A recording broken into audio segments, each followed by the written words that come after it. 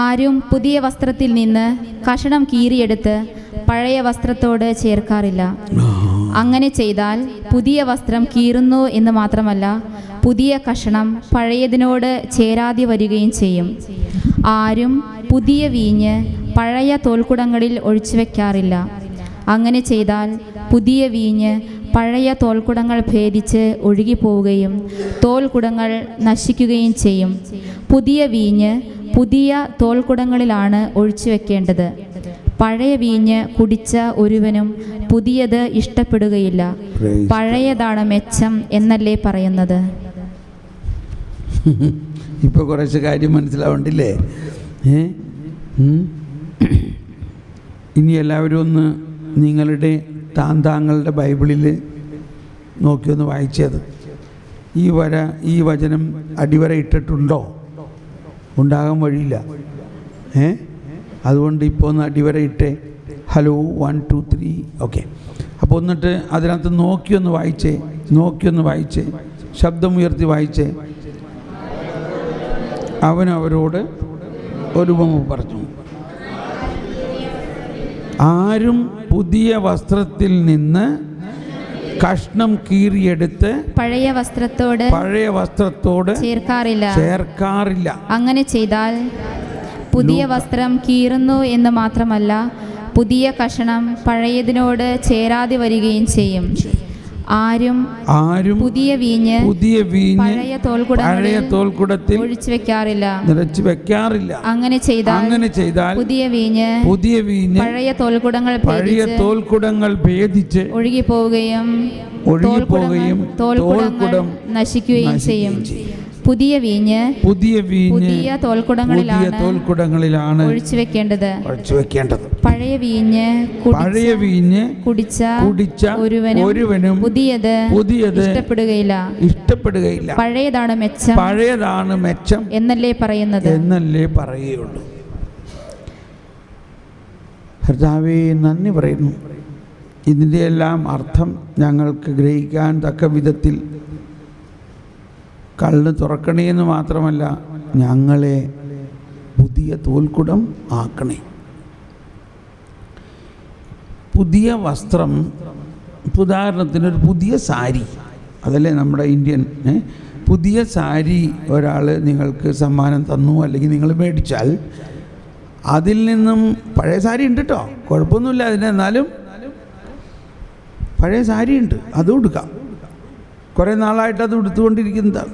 അങ്ങനെ ഇരിക്കുക, ഒരു പുതിയ സാരി കിട്ടി. ഈ പുതിയ സാരിയിൽ നിന്നും ഒരു കഷ്ണം മുറിച്ചെടുത്ത് പഴയതിൽ ഒട്ടിച്ചു വയ്ക്കുമോ? ഒരിക്കലും വയ്ക്കില്ല. കണ്ടോ, വളരെ സാമാന്യ ജ്ഞാനമാണത്. ആരും ഒരിക്കലും അങ്ങനെ ചെയ്യില്ല. എന്തിനു പറയണം, അതിൻ്റെ നൂല് പോലും വലിക്കാൻ, അതിൻ്റെ ഒരു നൂല് വലിച്ചാൽ എന്ത് സംഭവിക്കും? അത് മുഴുവനും ചുളുകണ കാണാറില്ലേ? അപ്പം നമ്മൾ ഈ സാരിയൊക്കെ നൂല് പിള്ളേരെ കാനും വലിക്കുക. അയ്യോ, എന്ത് കാണിക്കണേ, എൻ്റെ സാരി ഇവിടെ നൂല് വലിക്കണം, ഭയങ്കര വലിയ എന്തോ പ്രശ്നമായ മാതിരിയാണ് ഇല്ലേ? ശരിയാണ്. അത്രയ്ക്ക് പുതിയ സാരി വളരെ നല്ലതാണ്. ഇതാണ് കർത്താവ് പറഞ്ഞത്. എന്താണ് ഈ പുതിയ സാരി അല്ലെങ്കിൽ പുതിയ ഉടുപ്പ്? എന്താ പഴയതും പുതിയതും? എന്താ പുതിയത്? പുതിയ നിയമം, പുതിയ ഉടമ്പടി. പുതിയ ഉടമ്പടി വന്നു കഴിഞ്ഞാൽ പഴയത് മാറ്റി പുതിയത് എടുക്കണം. പുതിയ ഉടമ്പടി ഇന്ന് കുറച്ച് എടുത്തിട്ട് പഴയതുമ്പോൾ ഒട്ടിച്ച് വെച്ചാൽ അത് ശരിയാവില്ല. നിങ്ങൾ വല്ലതും കേട്ടോ? ഇപ്പോൾ വല്ലതും കേട്ടിട്ട് എന്താ തോന്നണേ? ശരിയാന്ന് തോന്നുന്നുണ്ട്. എന്ത് ശരിയാന്ന്? നമ്മൾ അങ്ങനെ തന്നെ ചെയ്യണേന്ന്. ഇത് ചേട്ടന്മാർക്കൊന്നും മനസ്സിലാവണില്ല ഈ സാരിയുടെ കാര്യമൊന്നും. അതുകൊണ്ടാണ് കർത്താവ് തന്നെ അവർക്ക് പറ്റിയ വേറൊരു ഉപമയാണ് പറയണത്, അവർക്ക് മനസ്സിലാവുന്ന ഭാഷയിൽ. ആരും പുതിയ വീഞ്ഞ് പഴയ തോൽക്കുടങ്ങളിൽ ഒഴിച്ചു വെക്കാറില്ല. അപ്പോൾ ഇത് നമ്മൾ പറഞ്ഞു, ഈ ഇസ്രായേലിലെ നാട്ടു നടപ്പും അവരുടെ കൾച്ചറും അവരുടെ ജീവിതം എല്ലാം ഇതിനകത്തുണ്ട്. അവരെ സംബന്ധിച്ച് മുന്തിരിത്തോപ്പ്, വീഞ്ഞ്, ആട്, കൃഷി, ഇടയൻ, മറ്റൊന്ന് കൃഷി, നെല്ല് അല്ലെങ്കിൽ ഗോതമ്പ് വിതയ്ക്കൽ. പിന്നെ അവിടെ ഇവിടെയും എല്ലാ വീടുകളിലും അത്തിമരമുണ്ട്. അതിൻ്റെ സ്റ്റോറി പിന്നെ പറയാം. ചിലപ്പോൾ ഈ ക്ലാസ്സിൽ വരാൻ സാധ്യതയുണ്ട്. എന്നിട്ട് ഇതിൻ്റെ ഉള്ളിൽ ഈശോ പറയണൊരു കാര്യം നോക്കി, പഴയത് കുടിച്ച് പരിചയമുള്ളവൻ അത് മതി എന്നാണ് പറയണേ. ഇപ്പം നമ്മൾക്ക് ഏതാണ്ട് അങ്ങനെയൊക്കെ തോന്നണില്ല. ഇതെന്തൊന്നീ തോമസ് പോളി പറയണേ, നമ്മൾ ഇക്കാലം അത്രയും ഈ 10 പ്രമാണവും പാലിച്ച് നടന്ന സ്വർഗത്തിൽ പോകുന്ന പഠിച്ചേക്കണം. അത് പോരെ, വെറുതെ ധ്യാനത്തിന് വന്നു. ഇതെന്തിനാണ് ഈ പുതിയ ഉടമ്പടിയൊക്കെ ഉണ്ടാക്കിയത്? നമ്മളാ പഴയത് മതിയല്ലോ. ആ ഇസ്രായേൽക്കാർ എത്ര ചട്ടമായിട്ടെല്ലാം ചെയ്തിരുന്നു. എന്താ ജോൺ ചേട്ടാ, എന്താ ഫ്രാൻസിസ് ചേട്ടാ, കണ്ടോ കർത്താവ് പറയണ കണ്ടോ, പഴയത് കുടിച്ച് പരിചയമുള്ളവർ പറയും അത് മതി. എന്തോ ഒരു ജ്ഞാനമാണ് ഈ ഉപമയിലുള്ളത്. ഇത് അന്നും ഇന്നും എന്നും ഈ ഉപമയ്ക്ക് വല്ല വാലിഡിറ്റി കുഴപ്പമുണ്ടോ? അപ്പോൾ എന്താണ് ക്രിസ്തു, എന്തിനാണ് യേശു വന്നിരിക്കുന്നത്? യേശു വന്നിരിക്കുന്നത്, ഞാൻ വന്നിരിക്കുന്നത് സകലത്തെയും നവീകരിക്കാനാണ്. എന്തിനാണ് വന്നിരിക്കുന്നത്? എല്ലാം നവീകരിക്കാൻ, എല്ലാം പുതിയതാക്കാൻ, എല്ലാം പുതിയ സൃഷ്ടിയാക്കാനാണ് വന്നിരിക്കുന്നത്. അത് മനുഷ്യൻ്റെ പ്രവർത്തനത്തിലൂടെ അല്ല. അപ്പോൾ അതിൻ്റെ എന്തോ ഒരു പ്രാക്ടിക്കലായിട്ടാണ്. ആരെങ്കിലും പുതിയ വസ്ത്രം കിട്ടിയാൽ അതിൽ നിന്ന് മുറിച്ചെടുത്ത് പഴയതിൽ തുന്നിക്കെട്ടി, അങ്ങനെ ആരും ചെയ്യാറില്ല എന്നാണ് പറയണത്. എന്ന പോലെ അവരുടെ നാട്ടുനടപ്പനുസരിച്ച് പുതിയ വീഞ്ഞ് വന്നാൽ അതൊരിക്കലും പഴയ തോൽക്കുടത്തിൽ ഒഴിക്കാറില്ല. ഞാൻ കണ്ടിട്ടുള്ളതാണ് ഈ ഒരു, അത് ഇസ്രായേലിലല്ല, ഈ പഴയ തോൽക്കുടം പൊട്ടുന്നത് ഞാൻ കണ്ടിട്ടുള്ളതാണ്.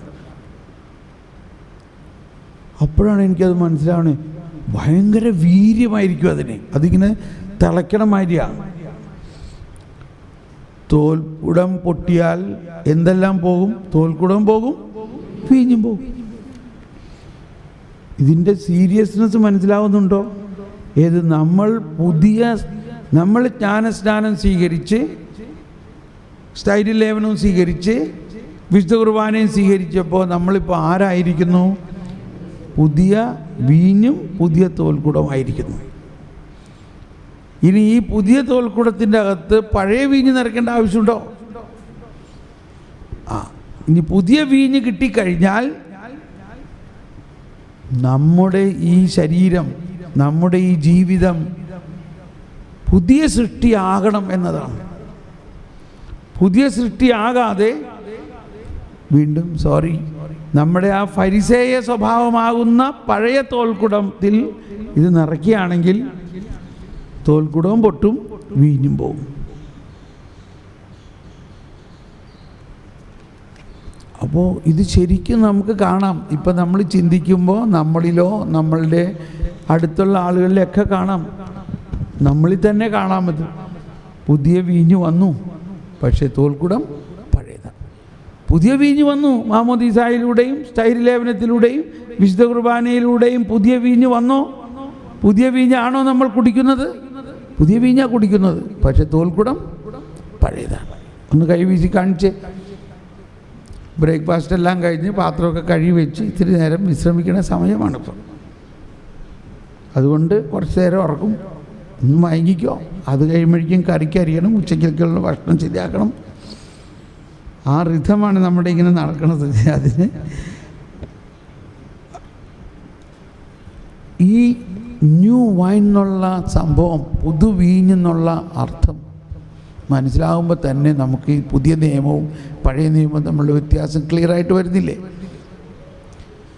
ഇനി ഇവിടെ ആണ് കാനായിലെ കല്യാണത്തിൻ്റെ പ്രസക്തി. എന്തിനാണ് കാനായിലെ കല്യാണത്തിന് വെള്ളം വീഞ്ഞാക്കിയത്? ഞാൻ തന്നെ 20 വർഷത്തോളം പ്രസംഗിച്ചത് എന്നോട് ക്ഷമിക്കണേ കർത്താവേ, അതിൻ്റെ യഥാർത്ഥ അർത്ഥം അറിയാതെയാണ്. എന്നിട്ടും ഭയങ്കര തീക്ഷ്ണതയായിരുന്നു. എന്തുകൊണ്ടാണ്?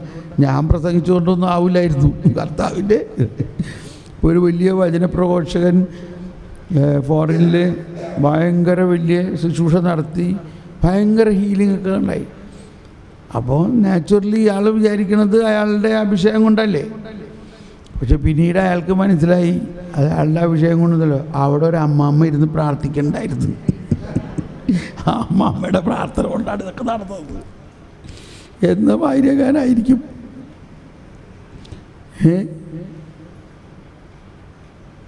എൻ്റെ അപ്പനോ അമ്മയോ അല്ലെങ്കിൽ നിങ്ങളുടെ ശുശ്രൂഷയിൽ ആരെങ്കിലുമൊക്കെ പ്രാർത്ഥിച്ചുകൊണ്ടായിരിക്കാം. ഞാൻ കാനായിലെ കല്യാണത്തെക്കുറിച്ച് മനസ്സിലാക്കിയത് ഒരു 4-5 വർഷമായിട്ടുള്ളൂ. അതിനു മുമ്പ് ഞാൻ പ്രഘോഷിച്ചിരുന്നത് ഒരു കല്യാണ വീട്ടിൽ ബിരിയാണി തീർന്നു കഴിഞ്ഞാൽ ആ വീട്ടുടമസ്ഥൻ്റെ എന്തോ അവസ്ഥ എന്താ, 100-500 പേര് ഊണ് കഴിക്കാൻ നോക്കിയിരിക്കുമ്പോൾ ബിരിയാണി തീർന്നാലത്തെ അവസ്ഥ എന്താ? അങ്ങനെയുള്ള അവൻ്റെ മാനഭംഗത്തിൽ നിന്ന് മാതാവ് ഇടപെട്ടു. എന്ന പോലെ നമ്മുടെ കുടുംബത്തെ എല്ലാ പ്രശ്നത്തിലും മാതാവ് ഇടപെടും. എല്ലാവർക്കും ഇഷ്ടമായി. ഓ, നല്ല മാതാവ്. അജ്ഞതയുടെ കാലഘട്ടം കർത്താവ് പരിഗണിക്കാറില്ല എന്നുള്ള ഒരു ആശ്വാസമുണ്ട്. കർത്താവിന് വേണമായിരുന്നു ഈ പണ്ട് എനിക്ക് വെളിപ്പെടുത്തി തരായിരുന്നില്ല ഇതൊക്കെ. പിന്നെയാണ് മനസ്സിലായത് അങ്ങനെയല്ല കാര്യത്തിൻ്റെ കിടപ്പ്. മാതാവ് പറഞ്ഞത് അവരുടെ പഴയ വീഞ്ഞ് തീർന്നു പോയി, നീ കൊണ്ടുവന്നിരിക്കുന്ന പുതിയ വീഞ്ഞ് എടുക്കടാ മോനെ. അപ്പോഴും ഈശോ ചോദിക്കാൻ, അപ്പോൾ ഈശോ മാതാവും തമ്മിലുള്ള കണക്ഷൻ നമ്മൾ ഉദ്ദേശിക്കുന്ന മാതിരിയേക്കാൾ വളരെ വിപുലമാണ്. അതായത് മാതാവും ഔസേപ്പിതാവുമാണ് ബൈബിളിലെ ഏറ്റവും സൈലൻറ്റ് പേഴ്സൺസ്. ഇപ്പം മാതാവ് ഒരുപാട് സ്ഥലത്ത് സന്ദേശം കൊടുക്കുന്നുണ്ടെന്നുള്ളത് ഇപ്പോൾ വളരെ പോപ്പുലറാണ്. അതിനെക്കുറിച്ച് സഭയുടെ പിതാക്കന്മാർക്കൊക്കെ കുറച്ച് റിസർവേഷൻ ഉണ്ട്. ഇപ്പോൾ ബെനഡിക്റ്റിൻ്റെ ഒരു ചിന്ത ഇങ്ങനെയാണ്, മാതാവ് അങ്ങനെ ഒരുപാട് സംസാരിക്കാറില്ലല്ലോ. മാതാവ് സാധാരണഗതിയിൽ ഒന്നും സംസാരിക്കാറില്ല. അപ്പോൾ പിന്നെ ആ മാതാവ് ഇപ്പം പെട്ടെന്ന് ഇങ്ങനെ സംസാരിക്കാൻ തുടങ്ങി എന്താ എന്നുള്ളതാണ്. ഇത് കുറ്റം പറയല്ല, ഒരു ചിന്തയാണ്.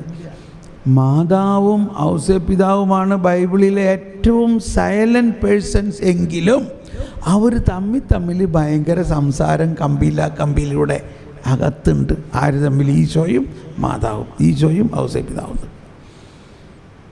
അതിനാണ് കോണ്ടംപ്ലേഷൻ എന്ന് പറയുന്നത്. ഈ മധ്യസ്ഥ പ്രാർത്ഥന അല്ലെങ്കിൽ കോണ്ടംപ്ലേഷൻ എന്ന് പറഞ്ഞാൽ നമ്മളിങ്ങനെ വായ കൊണ്ട് കുറേ തോരാതെ ഇങ്ങനെ പ്രാർത്ഥിക്കണതിലല്ല. അങ്ങനെ പ്രാർത്ഥിക്കുന്നവരുടെ കുറ്റം പറയല്ല, അതിന് അപ്പുറത്തൊരു പ്രാർത്ഥനയുണ്ട്. ഹൃദയവും തമ്മിലുള്ള ഒരു ബന്ധം. നമ്മൾ കേട്ടല്ലോ, ഭാഷണമില്ല, വാക്കുകളില്ല, ശബ്ദം പോലും കേൾക്കാനില്ല, ശബ്ദം പോലും കേൾക്കാനില്ല, എന്നിട്ടും അവയുടെ സ്വരം ഭൂമിയിലെങ്ങും വ്യാപിക്കുന്നു. അവയുടെ വാക്കുകൾ ലോകത്തിൻ്റെ അതിർത്തിയോളമെത്തുന്നു. കേട്ടോ, ഇത് സത്യമാണ്. അതാണ് കോണ്ടംപ്ലേഷൻ, മധ്യസ്ഥ പ്രാർത്ഥന. അപ്പം മാതാവും ഈശോയും ഒരു ഹൃദയമാണ് അവർ. മാതാവ് ഒന്ന് ചിന്തിക്കുമ്പോഴേക്കും ഈശോനപ്പം അറിയാം, ഈശോ ഒന്ന് ചിന്തിക്കുമ്പോഴേക്കും മാതാവിനറിയാം. ഇപ്പം സുവിശേഷത്തിൽ തന്നെ പല സ്ഥലത്തും ശിഷ്യന്മാരെന്തോ ചിന്തിച്ചു, അല്ലെങ്കിൽ ആളുകൾ എന്തോ ചിന്തിച്ചു. ഉടനെ ഈശോ പറയാണ്, നിങ്ങളെന്താ അങ്ങനെ ചിന്തിക്കുന്നതെന്ന്. കണ്ടോ, നിങ്ങളെന്താ അങ്ങനെ ചിന്തിക്കുന്നത്? അപ്പം നമ്മൾ പ്രാർത്ഥിക്കണേക്ക് നമ്മുടെ ചിന്തകൾ പോലും ഈശോയ്ക്ക് പെട്ടെന്നറിയാം. അപ്പോൾ പിന്നെ മാതാവിൻ്റെ ചിന്തയോ? അപ്പോൾ മാതാവും ഈശോയും കല്യാണ വീട്ടിലായിരിക്കുമ്പോൾ അവരുടെ ഉള്ളിൻ്റെ ഉള്ളിൽ അവർ സംസാരിക്കാതെ കുറേ കാര്യങ്ങൾ അവർ പറയുന്നുണ്ടെന്നാണ് മനസ്സിലാക്കേണ്ടത്. അപ്പോൾ മാതാവ് പറഞ്ഞു, ഉള്ളിൻ്റെ ഉള്ളിൽ പറയാണ്, നമ്മളിങ്ങനെ നോക്കിയിരുന്നാൽ ശരിയാവില്ല, ദൈവരാജ്യം കത്തിപ്പടരണം, അതിനൊരു അടയാളം കാണിക്കണം. എന്താണ് ഈ ദൈവരാജ്യം? ദൈവരാജ്യം എന്ന് പറയുന്നത് ഒരു പുതിയ രാജ്യമാണ്, ഒരു പുതിയ സംഹിതയാണ്, ഒരു പുതിയ തത്വമാണ്, ഒരു പുതിയ നിയമമാണ്, ഒരു പുതിയ ഉടമ്പടിയാണ്, ഒരു പുതിയ വീഞ്ഞാണത്.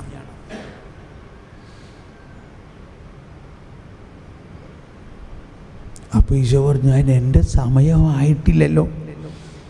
എന്തുട്ടാ പറയണേ സമയമായിട്ടില്ല എന്ന്? ഇപ്പം എന്നെ കണ്ടില്ലേ? മാതാവ് പറയാണെന്ന് ചോദിച്ചോ, എന്നെ കണ്ടില്ലേ? ഞാൻ ആരാ? ഞാൻ ഈ ദൈവരാജ്യത്തിലെ പുതുവീഞ്ഞിൻ്റെ ആദ്യത്തെ ആളാണ്. എങ്ങനെ ഞാൻ പുതുവീഞ്ഞായിട്ട് മാറി? നിൻ്റെ സമയമാകുന്നതിന് മുൻപ് ആ വീഞ്ഞിന്ന് കുറച്ച് എനിക്ക് തന്നേക്കണതാണ്. ഭാഷ മനസ്സിലാവുന്നുണ്ടോ ഇല്ലയോ? എങ്ങനെയാണ് മാതാവ് അമലോത്ഭവമായി ജനിച്ചത്? ആരുടെ കഴിവുണ്ടാ? കർത്താവ് ഈശോ മിശിഹായുടെ ഉത്ഥാനത്തിൻ്റെ ശക്തിയെ പിന്നോട്ട് കൊണ്ടുപോയിരിക്കുകയാണ്. അതാണ് കർത്താവ് ഇന്നലെയും ഇന്നും എന്നും ഒരാൾ തന്നെ. നാളെ കർത്താവ് ചെയ്യാൻ പോണ കാര്യത്തിന് കർത്താവ് ഇന്ന് നമുക്ക് തരാം. കർത്താവിനെ സംബന്ധിച്ച് നാളെയും ഇന്നും ഇന്നലെയും തമ്മിലൊരു വ്യത്യാസമില്ല.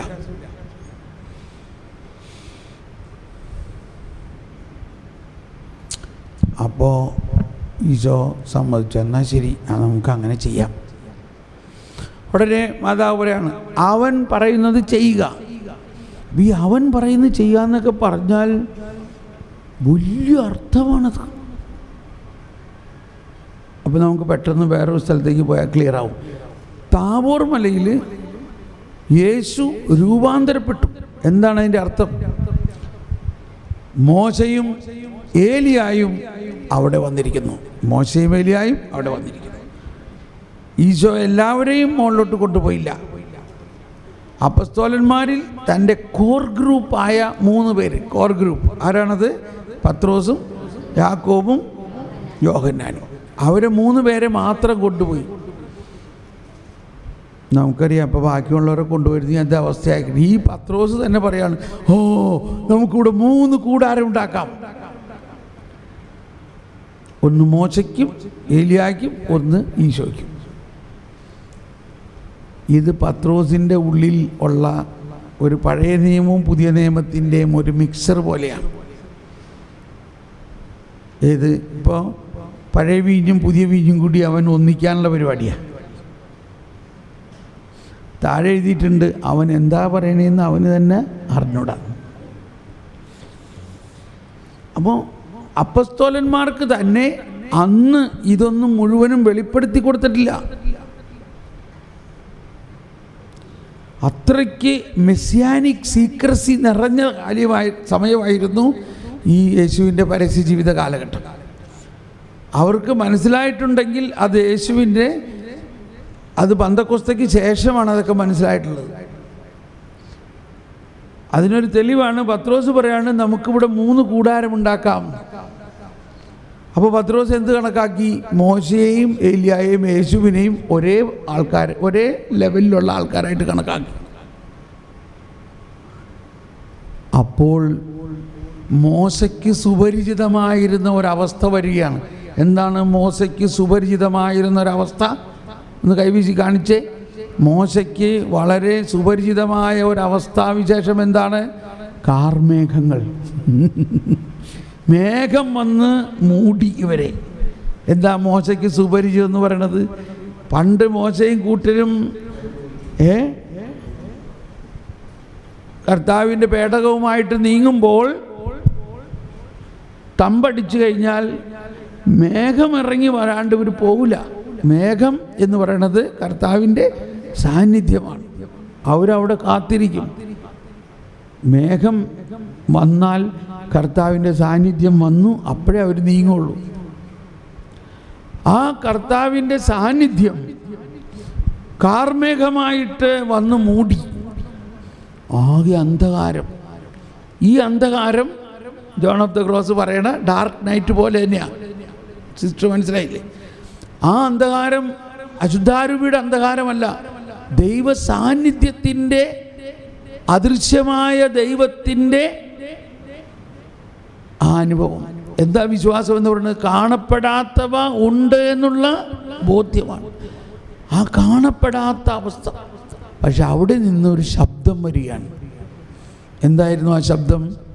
എന്തായിരുന്നു ആ ശബ്ദം? മേഘങ്ങളിൽ നിന്ന് അവരെന്താ ശബ്ദം കേട്ടത്? ഇവൻ എൻ്റെ പ്രിയപുത്രൻ. എല്ലാവരും ഒന്ന് കരമുയർത്തിയേറ്റ് പറഞ്ഞ്, ഇവൻ എൻ്റെ പ്രിയപുത്രൻ, ഇവൻ എൻ്റെ പ്രിയപുത്രൻ, ഇവനിൽ ഞാൻ പ്രസാദിച്ചിരിക്കുന്നു, ഇവന്റെ വാക്ക് ശ്രവിക്കുവിൻ.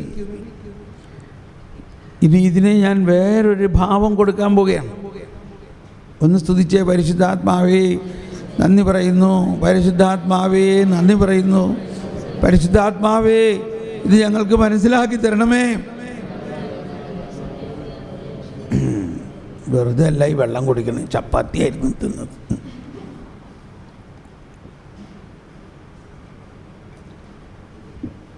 സോഡ.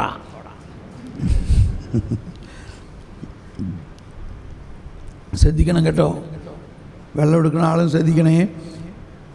കാർമേഘത്തിൽ നിന്നുണ്ടായ ശബ്ദം എന്താണ്? ഇവൻ എൻ്റെ പ്രിയപുത്രൻ. അപ്പോൾ അത് ആരുടെ ശബ്ദമാ? ദൈവപിതാവിൻ്റെ ശബ്ദമാണ്.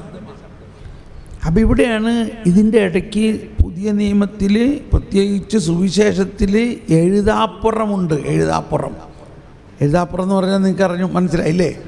ഫില്ലപ്പ് ദ ബ്ലാങ്ക്സ് എന്ന് പറഞ്ഞ മാതിരി ചിലത് മനഃപൂർവ്വം എഴുതിയിട്ടില്ല, എഴുതാപ്പുറം വായിക്കണം. എന്താണ് ഇവിടുത്തെ എഴുതാപ്പുറം? ഇങ്ങനെ ഞാൻ അത് എഴുതാപ്പുറം ചേർക്കട്ടെ. അതിൻ്റെ കൂടെ ഞാനൊരു വാക്ക് ചേർക്കാൻ പോകാൻ കേട്ടോ. ഇപ്പം നോക്കിക്കും, ഇപ്പോൾ ഫില്ലപ്പ് ദ ബ്ലാങ്ക്സ് എന്ന് മാതിരി ഇപ്പം ശരിക്കും മനസ്സിലാവുമല്ല. അതിനൊരു സൂചന ഇതാണ്. മോശ ആരാണ്? പഴയ നിയമമാണ്, പഴയ ഉടമ്പടിയുടെ ആളാണ്, നിയമമാണ് മോശ. ഓക്കെ. ഏലിയ ആരാണ്? പ്രവാചകനാണ്. ഈ മോശയും ഏലിയായും കൈവീശി കാണിച്ച്, അയ്യോ അരി പച്ചക്കറി അരിയാൻ സമയമായിട്ടോ, ഇനി നിങ്ങൾ ഓർക്കില്ലേ? മോശയും ഏലിയായും ആരെക്കുറിച്ചാണ് വാതോരാതെ പറഞ്ഞിട്ടുള്ളതെല്ലാം? വരാനിരിക്കുന്ന മണവാളനെ കുറിച്ചാണ്. കണ്ടോ ഈ സമ്മേളനം ഒന്ന് ആലോചിച്ച് നോക്കി. മോശയും ഏലിയായും ആരെക്കുറിച്ച് പ്രവചിച്ചുവോ അവൻ ഇവിടെ വന്നിരിക്കുന്നു. Price the Lord. ഇപ്പോൾ പിതാവ് ഇങ്ങനെ പറയാണ്, മോശയും ഏലിയായും ആരെക്കുറിച്ച് പ്രവചിച്ചുവോ അവൻ ഇവിടെ വന്നിട്ടുണ്ട്. ഇനി മോശയും ഏലിയായും പറയുന്നതല്ല കേൾക്കേണ്ടത്, ഇവൻ എൻ്റെ പ്രിയപുത്രൻ, അവനിൽ ഞാൻ പ്രസാദിച്ചിരിക്കുന്നു, അവനിലൂടെയാണ് ഈ പുതിയ രാജ്യം സ്ഥാപിക്കപ്പെടേണ്ടത്. അതുകൊണ്ട് അവൻ പറയുന്നത് ശ്രദ്ധിക്കുക. എന്ത് പറയണു? ചേരുംപടി ചേർന്നോ? അതാണ്. ഇനി മോശയും ഏലിയായും പറയുന്നതല്ല കേൾക്കേണ്ടത് എന്ന് അവിടെ എഴുതിയിട്ടില്ല. പക്ഷെ അതാണ് അതിൻ്റെ സാരാംശം. അതുകൊണ്ട് പ്രയാസമൊന്നുമില്ല മോശയ്ക്കും ഏലിയായ്ക്കും. മോശയും ഏലിയായ്ക്കും സന്തോഷമാണ്.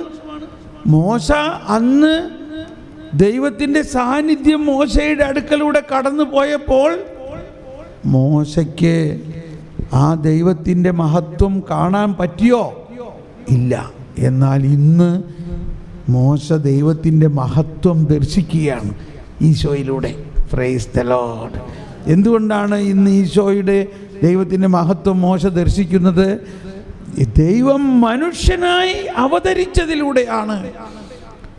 യോഹന്നാൻ 1:14. വചനം മാംസമായി നമ്മുടെ ഇടയിൽ വസിച്ചു, അവൻ്റെ മഹത്വം നമ്മൾ ദർശിച്ചു, കൃപയും സത്യവും നിറഞ്ഞതും പിതാവിൻ്റെ ഏകജാതൻ്റെതുമായ മഹത്വം. Praise the Lord. ഒന്നെല്ലാവരും ഒന്ന് ശബ്ദം ഉയർത്തി വായിച്ചത്.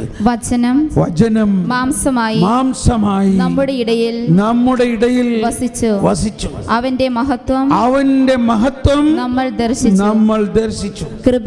കൃപയും സത്യവും നിറഞ്ഞതും പിതാവിന്റെ ഏകജാതന്റേതുമായ മഹത്വം.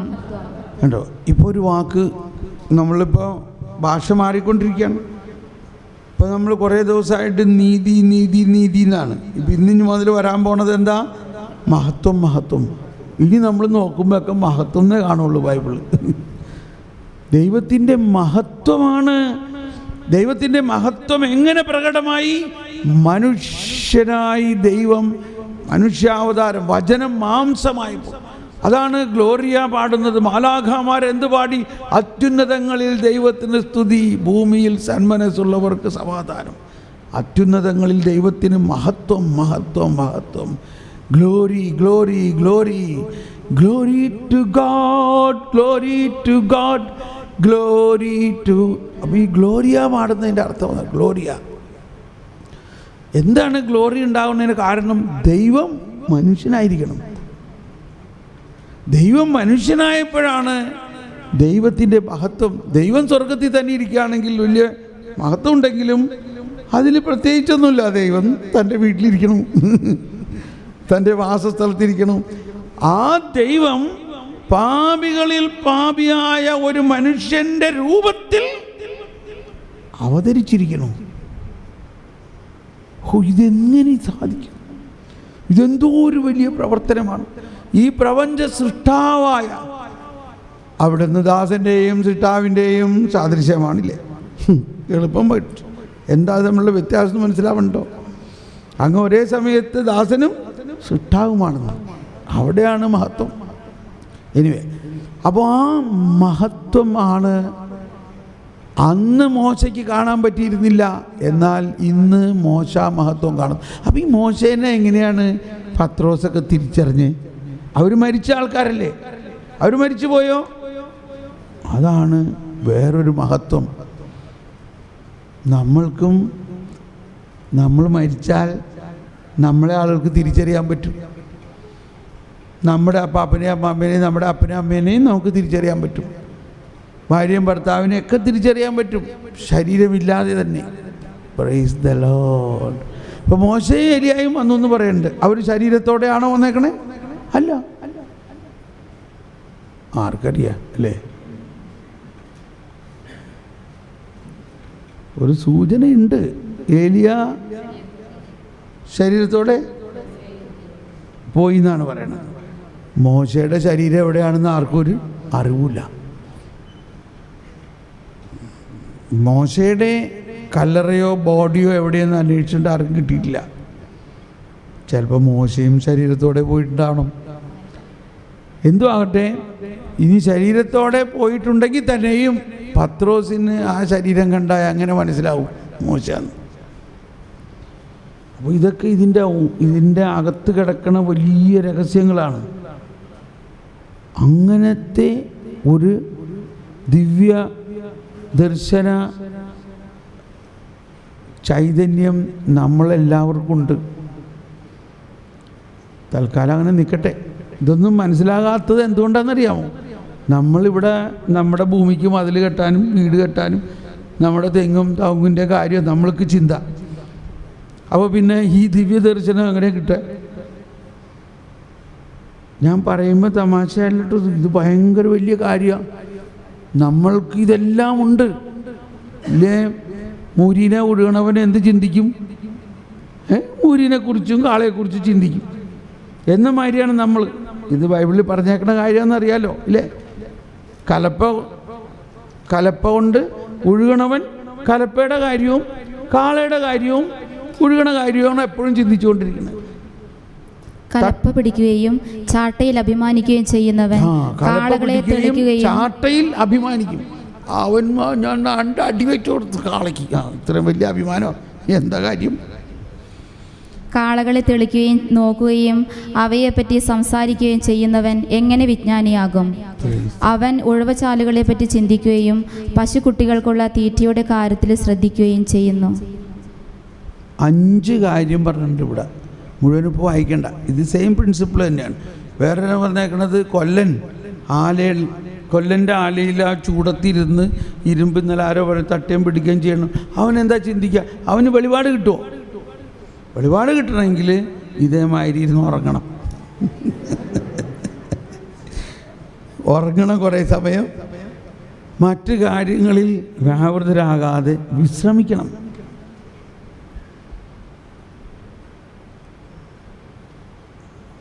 അതിനുവേണ്ടിയാണ് കന്യാസ്ത്രീമാരൊക്കെ ദൈവത്തിൻ്റെ മുന്തിരിത്തോട്ടത്തിൽ കുഞ്ഞനെത്തിമാരെ സ്വാഗതം എന്ന് പറഞ്ഞ് വലിയ കാര്യത്തിന് അവിടെ ചെന്നതാണ്. ഈ സത്യദീപത്തിൽ അഡ്വർടൈസ്മെൻ്റ് കണ്ടിട്ടില്ലേ? എന്താ തിട്ടത്? കർത്താവിൻ്റെ മുന്തിരിത്തോട്ടത്തിൽ വേല ചെയ്യാൻ കുഞ്ഞനെത്തിമാരെ സ്വാഗതം. അവിടെ ചെന്നപ്പോൾ എൻ്റെ കർത്താവേ, അവിടെ 1 മിനിറ്റ് ഇരിക്കാൻ സമയമില്ല, പ്രാർത്ഥിക്കാൻ പോലും സമയമില്ല. ശരിക്കും മുന്തിരിത്തോട്ടത്തിലെ വേല തന്നെ. ഇല്ലേ അമ്മച്ചിയല്ല അമ്മേ? ഇല്ലേ അമ്മേ? ശരിയല്ലേ അമ്മേ? പാവം അമ്മമാർ എന്ത് ചെയ്യും? ഇപ്പം ഇനി വീട്ടിലോട്ട് മടങ്ങി വന്നത് മടഞ്ഞാടി വന്നെന്ന് പറയും. അപ്പോൾ അതും പറ്റില്ല. പോണ കാര്യം പ്രശ്നമില്ല. അല്ല, ഒന്ന് സമാധാനമായിട്ടിരുന്ന് പ്രാർത്ഥിക്കാനേ കണ്ടോ, പോവില്ല. വീട് വിട്ട് കഴിഞ്ഞു, നല്ല കാര്യം. അങ്ങനെ തന്നെ ഞാൻ പറഞ്ഞതിൻ്റെ ഉദ്ദേശം, ഇപ്പം നമ്മൾ അത്രത്തോളം ജോലി. ഇപ്പം നമ്മൾ നേരത്തെ പ്രാർത്ഥിക്കുന്നതിൻ്റെ ഇടയ്ക്ക് എൻ്റെ അകത്തൊരു പ്രാർത്ഥന വന്നുണ്ട്, അച്ഛന്മാർക്ക് പ്രാർത്ഥിക്കാൻ സമയം കിട്ടണേ. ഒരു പുരോഹിതൻ എന്ന് പറഞ്ഞാൽ നമ്മൾ എന്താ മനസ്സിലാക്കുന്നത്? എ മാൻ ഓഫ് പ്രെയർ, ഇല്ലേ? A priest is a man of prayer. പക്ഷേ പാവങ്ങൾ, അവർക്ക് പ്രാർത്ഥിക്കാൻ സമയമില്ല. അവരിപ്പോൾ എന്തിൻ്റെയൊക്കെ മാനേജറാണ്? പാരിഷ് പ്രീസ്റ്റാണ്. അതൊരു നാംക വാസ്ത എന്ന് പറയും, പേരിന് പാരിഷ് പ്രീസ്റ്റാണ്. പക്ഷേ അച്ഛൻ അവിടെ കിട്ടും. അച്ഛൻ സ്കൂളിൻ്റെ മാനേജറാണ്, പ്രസ്സിൻ്റെ മാനേജറാണ്, കോളേജിൻ്റെ മാനേജറാണ്, പിന്നെ എന്തൊക്കെയുണ്ടോ അതിൻ്റെയൊക്കെ മാനേജറാണ്. അച്ഛൻ രാവിലെ എങ്ങനെയെങ്കിലും 10-20 മിനിറ്റ് കൊണ്ട് ആ കുർബാന കഴിഞ്ഞ് എന്ന് പറഞ്ഞ് മോട്ടോർ സൈക്കിൾ സ്റ്റാർട്ട് ചെയ്ത് അച്ഛൻ ഇവിടെ എല്ലാം പോയി വരുമ്പോഴേക്കും വൈകുന്നേരം ആകുമ്പോഴേക്കും എൻ്റെ തോമസ് പോളെ ഞാൻ തളർന്നു, ഞാൻ ഇവിടെ എവിടെയെങ്കിലും കിടക്കാൻ പോകണം, എനിക്ക് ഈ സമയമൊന്നുമില്ല. അവരെ കുറ്റം വേണ്ടെന്ന കാര്യം. ഫോറിനിലാണെങ്കിൽ 5 പാരിഷൊക്കെയാണ് ഒരച്ഛൻ. അച്ഛന്മാരില്ല അവിടെ. ഉള്ള അച്ഛന്മാർക്ക് 4ഉം 5ഉം പാരിഷുകളാണ്. അതുകൊണ്ട് ഓരോരുത്തർ ആഴ്ചയിൽ ഒരിക്കലേ കുർബാന ഉള്ളൂ. അങ്ങനെ 5 ദിവസം കറങ്ങി ഞായറാഴ്ച ദിവസം പിന്നെ 3-4 സ്ഥലത്ത് ഓടിച്ചാടി നടന്ന് കുർബാന. എന്ത് ചെയ്യുമെന്ന് ആലോചിച്ച് നോക്കും. അപ്പോൾ ഇതിൻ്റെ എല്ലാ ഇടയിൽ എന്ത് പറ്റണോ? അവർക്ക് പ്രാർത്ഥിക്കാൻ പോലും സമയമില്ല. ഇതെന്തിനിതിപ്പോൾ പറഞ്ഞ് നമ്മൾ എന്തുകൊണ്ട്? പ്രഭാഷകന്റെ പുസ്തകത്തിലെ പറഞ്ഞില്ലേ, വ്യഗ്രതകൾ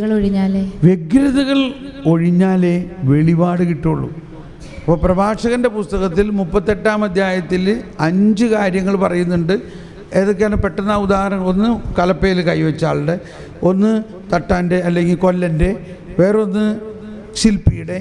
അങ്ങനെ 3-4-5 കാര്യങ്ങൾ പറഞ്ഞു. ഇവരെല്ലാം സമൂഹത്തിന് ആവശ്യമാണ്. പക്ഷേ അവരവരുടെ പ്രവൃത്തിയിൽ വ്യാപൃതരായിരിക്കുമ്പോൾ ദൈവിക രഹസ്യങ്ങൾ അവർക്ക് കിട്ടില്ല. അതുകൊണ്ട് ഇതെല്ലാം ഉപേക്ഷിച്ച് കർത്താവിന് വേണ്ടി മാത്രമായിട്ട് കുത്തിയിരുന്ന് പ്രാർത്ഥിക്കാനും വെളിപാടുകൾ കിട്ടാനുമുള്ള ആൾക്കാരുണ്ടാകണം. അങ്ങനെ ഇരിക്കുമ്പോൾ മറ്റുള്ളവർ നിങ്ങളെ തെറി പറയുകയും ചെയ്യും. അത് കേൾക്കാനും ധൈര്യം വേണം. എന്താ തെറി പറയുന്നത്?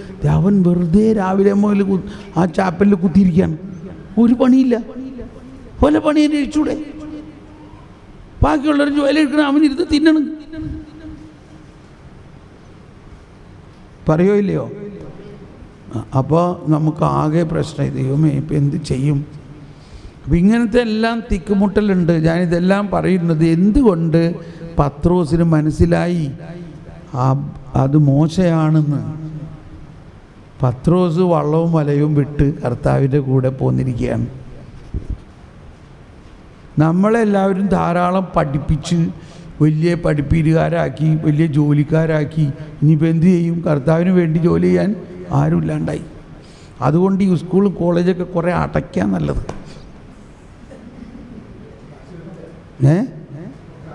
കാശ് കിട്ടരുത്, കാശുള്ളതൊക്കെ പോണം.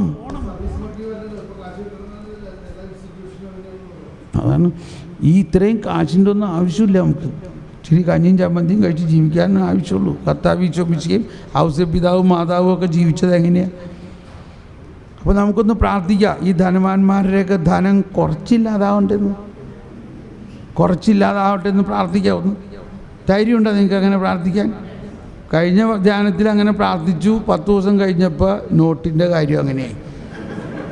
ഇപ്പോൾ ഒന്ന് പ്രാർത്ഥിക്കാം, നമുക്കൊന്ന് പ്രാർത്ഥിക്കാം. ദൈവമേ, നീ പറഞ്ഞിട്ടുണ്ട്, ഇന്നലെ തന്നെ പറഞ്ഞു, ധനവാൻ സ്വർഗരാജ്യത്തിൽ കയറുക ബുദ്ധിമുട്ടാണ്.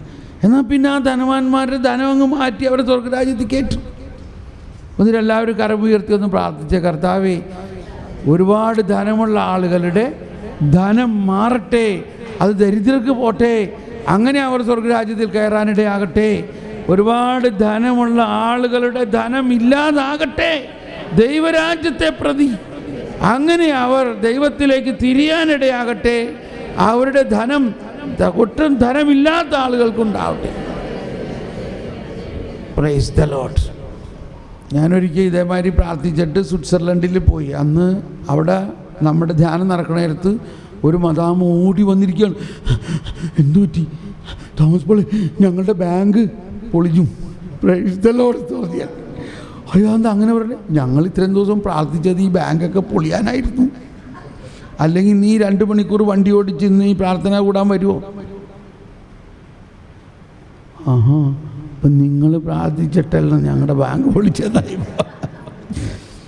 ഇങ്ങനെയുള്ള പ്രാർത്ഥനകളൊക്കെ നമ്മൾ പ്രാർത്ഥിക്കണം. ഈ ലോകത്തിൽ ഒരുപാട് ധനവാന്മാരുണ്ടാവുന്നത് കൊണ്ട് ഒരു പ്രയോജനമില്ല. അവരുടെ ആ ധനമെല്ലാം പോയി കഴിയുമ്പോൾ അവർ പള്ളിയിൽ വരാൻ തുടങ്ങും. അവർക്ക് പ്രാർത്ഥിക്കാൻ സമയമുണ്ടാകും. അവർക്ക് വെളിപാടുകൾ കിട്ടും.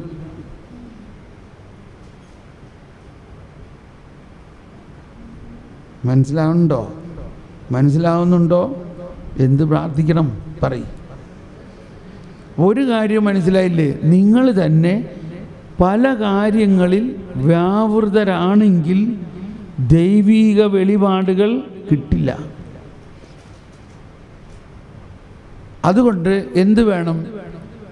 ദൈവിക വെളിപാടുകൾ കിട്ടണം. അതുകൊണ്ട് കുറേ കാര്യങ്ങൾ വിട്ട് ഉപേക്ഷിക്കുക. എന്തെങ്കിലും ചെയ്യട്ടെ അവർ.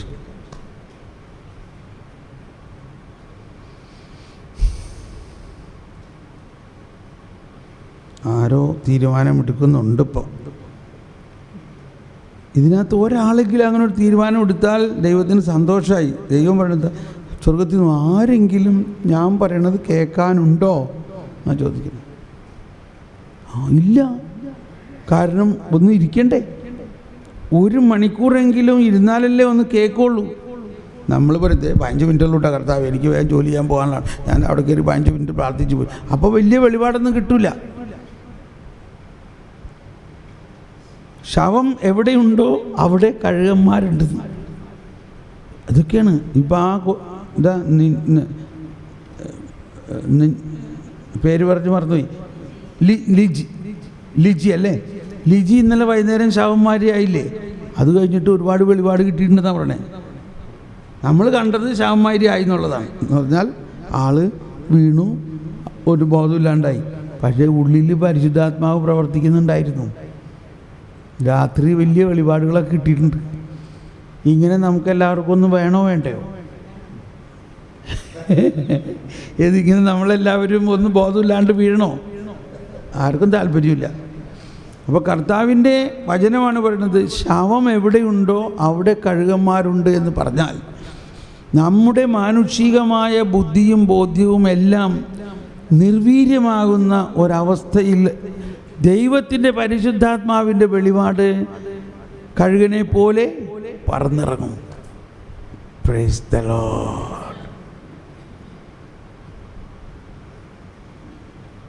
നമുക്കൊന്ന് സ്തുതിച്ച് പ്രാർത്ഥിക്കാം. പരിശുദ്ധാത്മാവേ, ഞങ്ങൾക്ക് വെളിപാടുകൾ നൽകണേ, ഞങ്ങൾക്ക് വെളിപാടുകൾ നൽകണേ. വെളിപ്പെടുത്തലുകൾ നൽകണമേ, വെളിപാടുകൾ നൽകണമേ, വെളിപ്പെടുത്തലുകൾ നൽകണമേ. ഞാൻ ഒരു കാര്യം പറയാട്ടോ, ഈ യോഹന്നാൻ ക്രൂസ്, അമ്മ ത്രേസ്യ, കൊച്ചു ത്രേസ്യ, മാർഗരീറ്റ എൽക്കോക്ക്, CNIയിലെ കാതറിൻ, ഇവർക്കൊക്കെ കുറേ ധനം ഉണ്ടായിരുന്നുവെങ്കിൽ ആകെ പൊടിഞ്ഞു പോയനില്ല. അവർക്ക് ഇത് വല്ലതും കിട്ടുമായിരുന്നോ?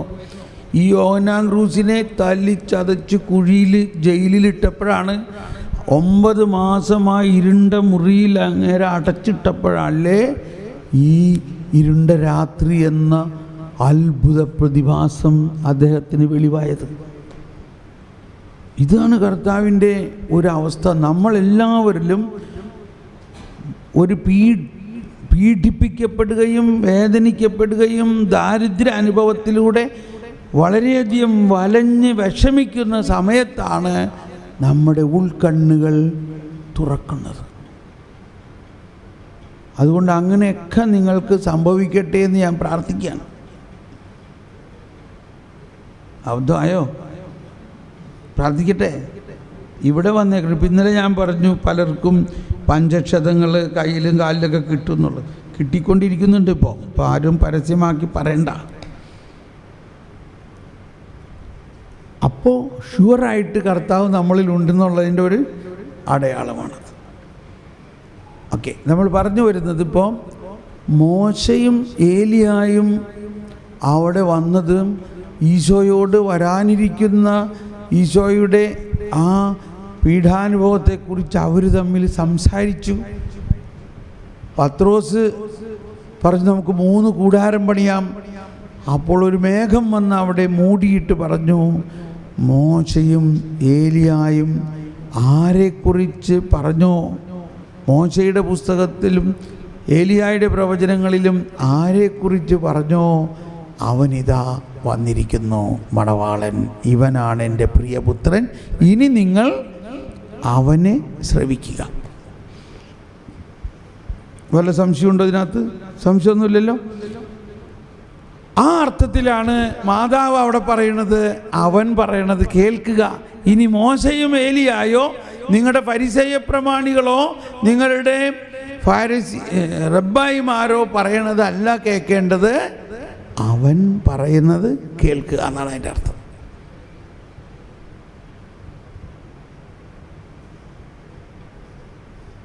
അവനാണ് പുതിയ വീഞ്ഞ്, അവനാണ് പരിശുദ്ധാത്മാവിന് നൽകുന്നവൻ. അതാണ് മറ്റൊരു വിധത്തിൽ യോഹന്നാൻ പറഞ്ഞു. ഏത് യോഹന്നാൻ സ്നാപയോഹന്നാൻ പറഞ്ഞു, ഞാൻ കുറയുകയും അവൻ വലിയ. ഞാൻ നിങ്ങൾക്ക് അനുതാപത്തിൻ്റെ മാമോദീസ നൽകുന്നു, എന്നാൽ എൻ്റെ പിന്നാലെ വരുന്നവൻ എന്നേക്കാൾ വലിയവനാണ്. അവൻ്റെ उसका जूता का पीता भी खोलने के लिए मैं योग्य नहीं हूँ. जूता का पीता, അവൻ്റെ ചെരുപ്പിൻ്റെ വാറഴിക്കാൻ പോലും ഞാൻ യോഗ്യനല്ല. അപ്പോൾ അന്നത്തെ കാലത്തൊക്കെ വലിയ വലിയ ആൾക്കാർ വരുമ്പോൾ, ഒന്നാമത്തെ അവരുടെ വലിയ വലിയ ആൾക്കാർ എൻ്റെ മരിച്ചിരി വയറൊക്കെ ഉണ്ടെങ്കിൽ കുനിഞ്ഞ് കാലിന് ചെരുപ്പഴിക്കാനും ബുദ്ധിമുട്ടാണില്ലേ. അപ്പോൾ വേറെ ആൾക്കാർ വന്ന്, അടിമകളെ പോലുള്ള ആൾക്കാർ വന്ന് ചെരുപ്പിൻ്റെ അഴിച്ചു കൊടുക്കണം. അത് വലിയൊരു പ്രതീകമാണ് ആ കാലഘട്ടത്തിൽ. അതിന് പോലും ഞാൻ യോഗ്യനല്ല. അവൻ അത്രയ്ക്ക് ഉന്നതനാണ്. അവൻ നിങ്ങളെ, കരമുയർത്തി എല്ലാവരും, അവൻ നിങ്ങളെ പരിശുദ്ധാത്മാവ് കൊണ്ട് സ്നാനപ്പെടുത്തും, അഗ്നി കൊണ്ട് സ്നാനപ്പെടുത്തും. അത് തന്നെയാണ് ഇവിടെ പറയണതിൻ്റെ അർത്ഥം. ഇവൻ പറയുന്നത് കേൾക്കുക. കാനായിലെ കല്യാണത്തിന് ഇപ്പോൾ അവിടുത്തെ വീഞ്ഞ് ഇല്ല എന്നുള്ള ആ കുറവ് നികത്തുക മാത്രമാണ് ഈശോയുടെ താല്പര്യമെങ്കിൽ, ആ പഴയ തോൽക്കുടങ്ങളിൽ വീഞ്ഞുണ്ടാകട്ടെ എന്ന് പറഞ്ഞാൽ വീഞ്ഞുണ്ടാകുമായിരുന്നില്ലേ? അതല്ലായിരുന്നു. വീഞ്ഞുണ്ടാക്കി ആ വീട്ടുകാരുടെ ആ അവസ്ഥയിൽ അവരെ സഹായിക്കുക എന്നതല്ലായിരുന്നു അവിടുത്തെ ലക്ഷ്യം. എങ്കിൽ വീഞ്ഞുണ്ടാകട്ടെ എന്ന് പറഞ്ഞാൽ മതി, പഴയ തോൽക്കുടത്തിൽ വീഞ്ഞുണ്ടാകും. ഇത് കർത്താവ് ആഗ്രഹിക്കുന്ന പഴയ തോൽക്കുടം ഇനി ഉപയോഗിക്കുകയേ ചെയ്യരുത്. മനസ്സിലായോ? അതുകൊണ്ട് ഭയങ്കര കാര്യങ്ങളാണ് അവിടെ. എന്നാൽ പുതിയ തോൽക്കുടം വേണ്ടേ? ഇപ്പോൾ പുതിയ തോൽക്കുടം എവിടെ നിന്ന് കൊണ്ടുവരാനാ പെട്ടെന്ന്? പുതിയ തോൽക്കുടത്തിന് എന്ത് ചെയ്തു കർത്താവ്?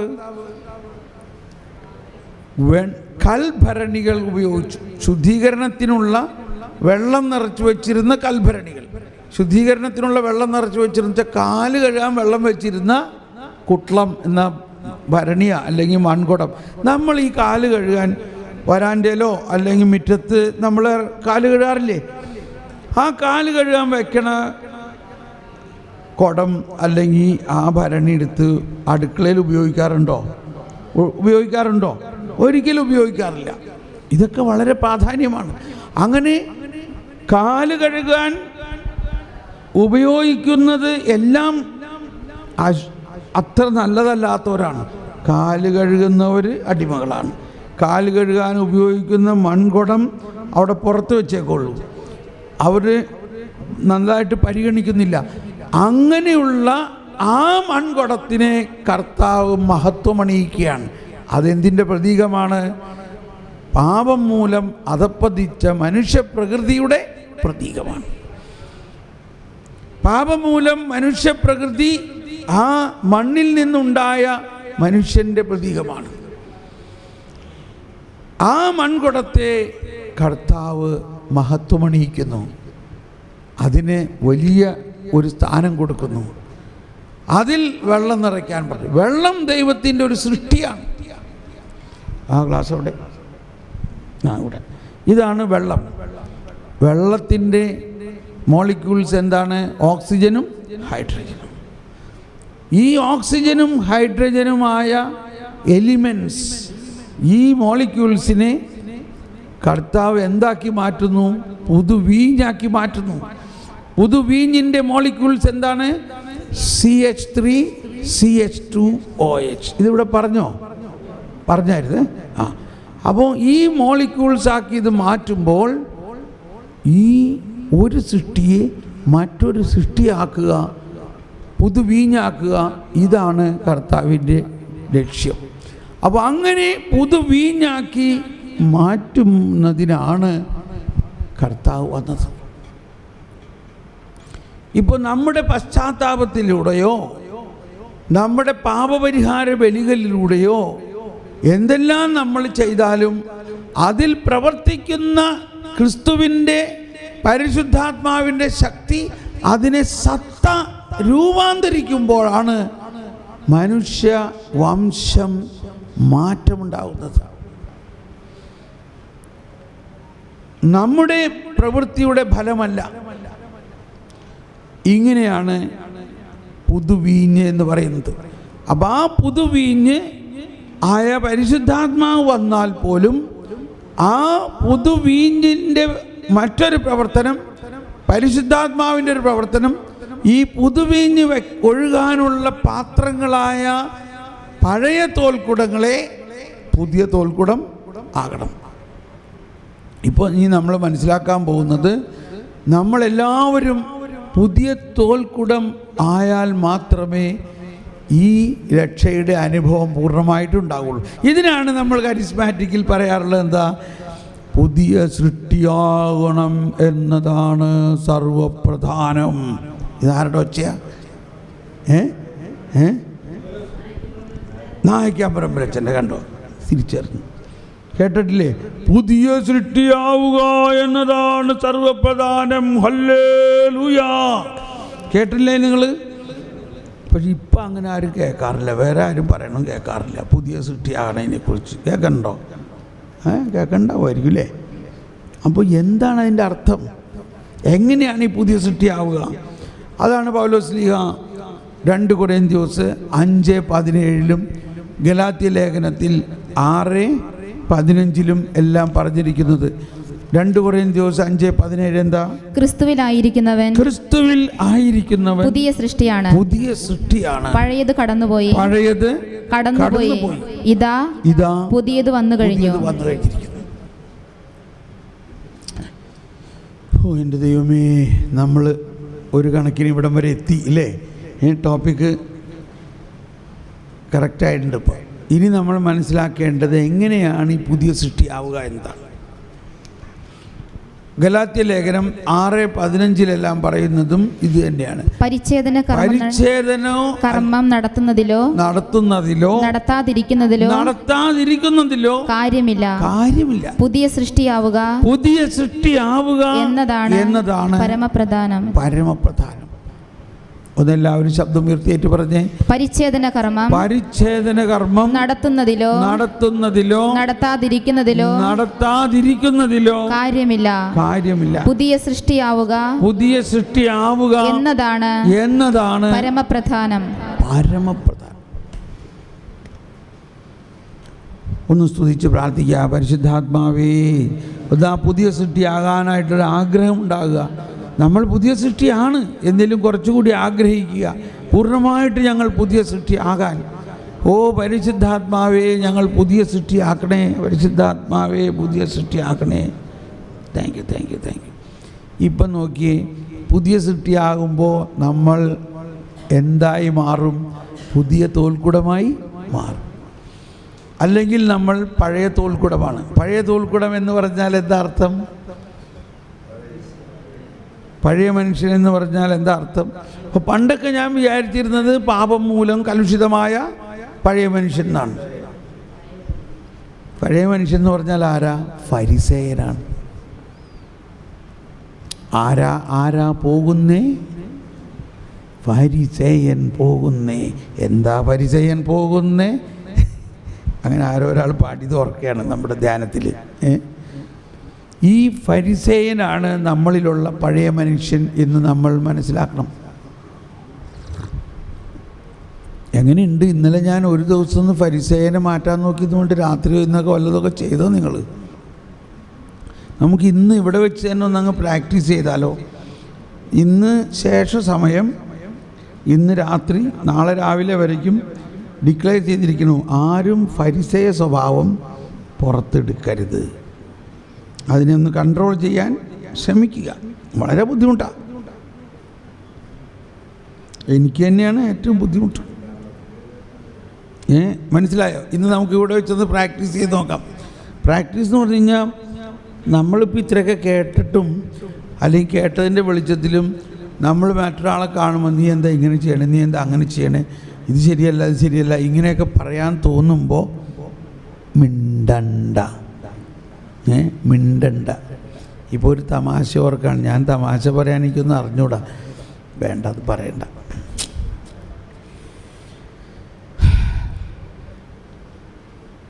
അതൊരു ധ്യാനത്തിലൊരച്ഛൻ കുർബാനയില്ലിപ്പോൾ പറഞ്ഞ പ്രസംഗത്തിൽ കേട്ടതാണ്. ഞാൻ ആ തമാശ മാത്രം ഓർക്കണുള്ളൂ, വേറെ അച്ഛൻ പറഞ്ഞ ഒന്നും ഓർക്കണില്ല. ഇതാണ് ഈ തമാശ പറഞ്ഞാലുള്ള ദൂഷ്യം. അത് പറഞ്ഞാൽ പിന്നെ ഇത് നിങ്ങൾ മറക്കില്ല. ഞാൻ ആലോചിക്കുകയാണ്, ആ ധ്യാനത്തിന് എന്തോ ഒരു അച്ഛൻ, പാവം അച്ഛനെ കണ്ടു. അപ്പോൾ ആദ്യം തന്നെ ഞാൻ ഫരിസേയനായി. ഇപ്പോൾ അച്ഛനെ കുറ്റം പറഞ്ഞു. ഫരിസേയനാകരുതെന്ന് പറയല്ല, ഉടനെ തന്നെ ഞാൻ അറിയാതെ 2 മലയാളികൾ ഡൽഹിയിൽ പോയി. അവിടെ ചെന്ന് ഹോട്ടലിൽ കയറിയപ്പോൾ ഇവർക്ക് ആർക്കും അറിഞ്ഞൂടാ ഹിന്ദിയിൽ പറയാൻ. അപ്പോൾ ഒരാൾ പറഞ്ഞു മിണ്ടണ്ടെന്ന് പറഞ്ഞു. അപ്പോൾ ഈ എന്ത് കഴിക്കണമെന്ന് ചോദിച്ചാൽ വന്ന ആൾ വിചാരിച്ച് അണ്ട കൊണ്ടുവരാനാണ്. എന്താ കേട്ടത്?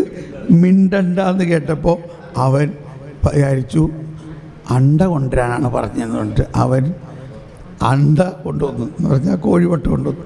അപ്പോൾ അവർ കണ്ടപ്പോൾ പറഞ്ഞു ചേച്ചെന്ന് പറഞ്ഞു. അപ്പോൾ അവൻ 6 കൊണ്ടുവന്നു. ഇങ്ങനെ എന്തോ കേസാണ്. ഇത്രയും മതിയാണ്, വെറുതെ നമുക്ക് ആവശ്യമില്ലാണ്ട് സമയം കളയണ്ട. അല്ല, എന്നാലൊന്ന് ആലോചിച്ച് നോക്കിയാൽ ഇത് ഒരു കുർബാനയിൽ ഹോംലിയിൽ പറയേണ്ട കാര്യമുണ്ടോ? കുറ്റം പറയാനില്ല. നമ്മൾ മധ്യസ്ഥ പ്രാർത്ഥന നടത്തണത് അണ്ടയ്ക്കും അത് കോഴിക്കൊക്കെ വേണ്ടിയാണെങ്കിൽ ഇങ്ങനെയൊക്കെ ഉണ്ടാവും.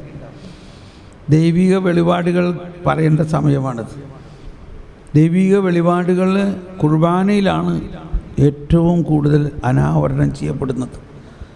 ഓക്കെ, അപ്പോൾ നമ്മൾ അച്ഛന്മാർക്ക് വേണ്ടി പ്രാർത്ഥിക്കുമ്പോൾ അവർ നന്നായിട്ട് കുർബാനയിൽ പ്രസംഗിക്കാനൊക്കെ പ്രാർത്ഥിക്കുകയും അൽമായരും അത് സ്വീകരിക്കാൻ വേണ്ടി ആരെങ്കിലും ചെന്ന് അച്ഛൻ ഇത്രയും നീട്ടിയൊന്നും കുർബാനയൊന്നും വേണ്ട, ഇത്രയും പ്രസംഗിക്കേണ്ട ആവശ്യമൊന്നുമില്ല, ഞങ്ങളത് ടി വിയിലൊക്കെ കേൾക്കുന്നുണ്ട്, എന്നാൽ പിന്നെ പൂർത്തിയായി, പിന്നെ അച്ഛൻ ഒരിക്കലും പ്രസംഗിക്കില്ല. മനസ്സിലാവുന്നുണ്ടോ? അതുകൊണ്ട് അൽമായരായ നമ്മൾ പറയണം, അച്ഛോ അച്ഛൻ്റെ പ്രസംഗം കേൾക്കാൻ ഞങ്ങൾ വളരെ ആകാംക്ഷയോടെയാണ് ഇരിക്കുന്നത്, അതുകൊണ്ട് ഒരു 3 മിനിറ്റെങ്കിലും അച്ഛൻ പറയണം. 3 മിനിറ്റോ? ഓ, അത് ബുദ്ധിമുട്ടാണ്. ഞാൻ പറയണമെങ്കിൽ ഞാൻ തലേ ദിവസം രാത്രി ഇതൊക്കെ വായിച്ച് പഠിക്കണ്ടേ. അതെന്തായാലും അച്ഛൻ പഠിച്ച് പറയണം, ഞങ്ങൾക്ക് വലിയ ഇഷ്ടമാണ്. അങ്ങനെ ഒന്ന് പറഞ്ഞു നോക്ക്. ഓക്കെ, അപ്പോൾ ദൈവിക വെളിപാടുകൾക്ക് വേണ്ടി നമ്മൾ ദാഹിക്കുമ്പോൾ പുതിയ സൃഷ്ടിയായാലേ ഈ വെളിപാട് ശരിക്കും കിട്ടുള്ളൂ എന്ന് പറഞ്ഞാൽ ശ്രദ്ധിക്കണേ. ഒന്ന് സ്തുതിച്ച് പ്രാർത്ഥിച്ച്, പരിശുദ്ധാത്മാവേ നന്ദി, പരിശുദ്ധാത്മാവേ നന്ദി, പരിശുദ്ധാത്മാവേ നന്ദി, പരിശുദ്ധാത്മാവേ നന്ദി. ഞാനീ പറയാൻ പോണ കാര്യം വീണ്ടും എൻ്റെ കർത്താവേ എന്നെ ഒരു ഫരിസേയനാക്കല്ലേ. എന്നാലും ചില കാര്യങ്ങൾ പറഞ്ഞാലേ മനസ്സിലാവുള്ളൂ. അതായത് ഈ വെളിപാട് വരം, ദർശനം ഒക്കെ വെളിപാട് വരമാണ്. ഈ ദർശനം കിട്ടും, പക്ഷെ ആ ദർശനത്തിൻ്റെ വ്യാഖ്യാനത്തിലാണ് യഥാർത്ഥ വെളിപാട്.